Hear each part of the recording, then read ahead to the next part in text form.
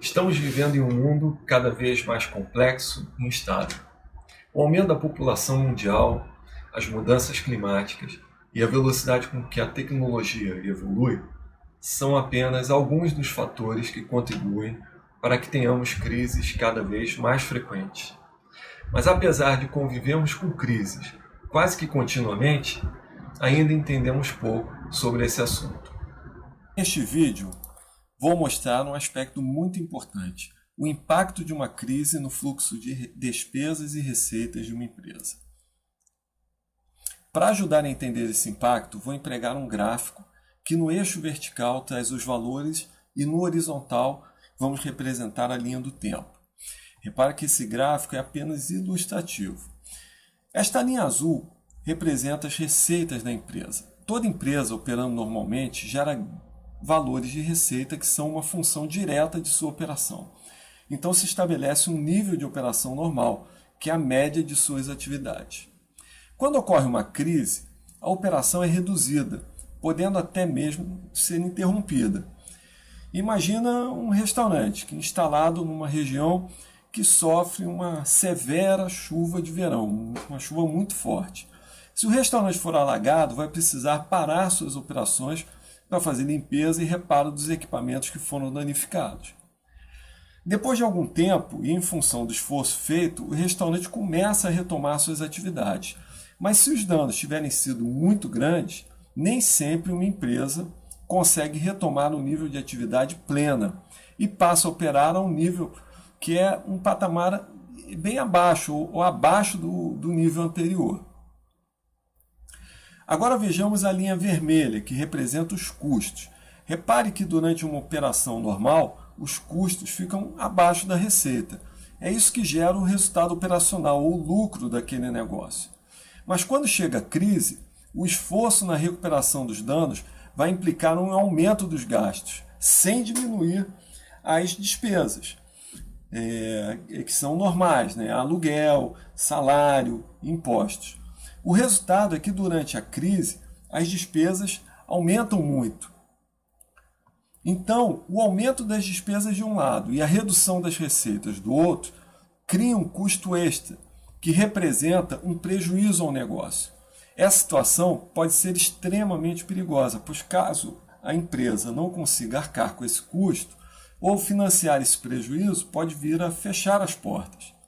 Esse é um dos motivos pelos quais devemos nos preparar melhor para entender e gerenciar as crises.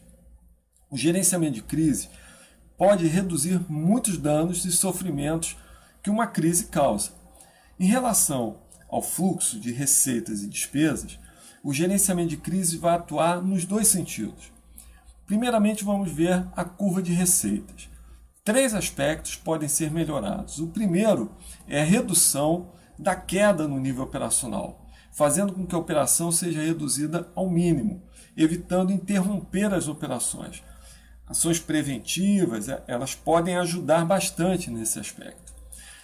O segundo é antecipar a recuperação. Com uma equipe melhor preparada e com um plano de resposta à crise bem feito, a recuperação ocorre mais rapidamente. E o terceiro aspecto é a retomada do nível operacional anterior. Fazendo as ações corretas, a gente pode estabelecer o nível operacional anterior à crise, evitando perdas mais graves no fluxo de receitas. Agora vamos ver a curva de despesas. Em momentos de crise, o estresse, a vontade de fazer as coisas rapidamente pode levar a desperdícios, muito grandes até, que sem um planejamento adequado jogarão dinheiro fora. Atuando de forma estruturada e com um bom gerenciamento de crises, a empresa pode reduzir o custo de recuperação e evitar a sua falência. Mas como podemos fazer para dentro da empresa trazer essa capacidade de gerenciamento de crise? Bom, existem várias técnicas e teorias sobre gerenciamento de crise. De um modo geral, existem 5 etapas que aparecem na maioria delas. Eu digo que são as 5 atividades básicas do gerenciamento de crise. A primeira delas é identificar a possibilidade de crise, ver quais são as crises mais óbvias que a gente vai enfrentar. A segunda atividade é elaborar planos de resposta. Fazer um exercício, ver o que a gente vai fazer, qual vai ser a resposta que a empresa vai dar caso ocorra uma determinada crise. Terceira etapa, elaborar o plano de prevenção. Então, pensar o que pode ser feito e planejar o que pode ser feito para evitar a crise ou, caso a crise ocorra, minimizar os prejuízos que ela vai causar. Uma vez feito esse plano, vamos executar o plano de prevenção. Fazer todas as atividades para preparar a empresa ou a organização para enfrentar aquela crise. E, finalmente, executar o plano de resposta. Isso daí, se aquela crise ocorrer. Então, já tem um plano, uma resposta pré-planejada que dá uma ideia do que a gente deve fazer. Quem vai ser responsável por fazer o quê? É claro que não existe receita mágica, não existe uma metodologia que garanta o sucesso perante uma crise ou que possa blindar uma empresa perante todas as crises que ela venha a enfrentar. Isso daí não existe. Mas ter uma equipe preparada, ter um mindset preparado para enfrentar a crise já é um grande passo. Se você se interessou por esse assunto, quiser conhecer um pouquinho mais, leia o livro Gerenciamento de Crise, que eu escrevi e foi publicado pela Alta Books. Você pode encontrá-lo no site da editora ou na livraria de sua preferência, tanto na versão digital como na versão impressa.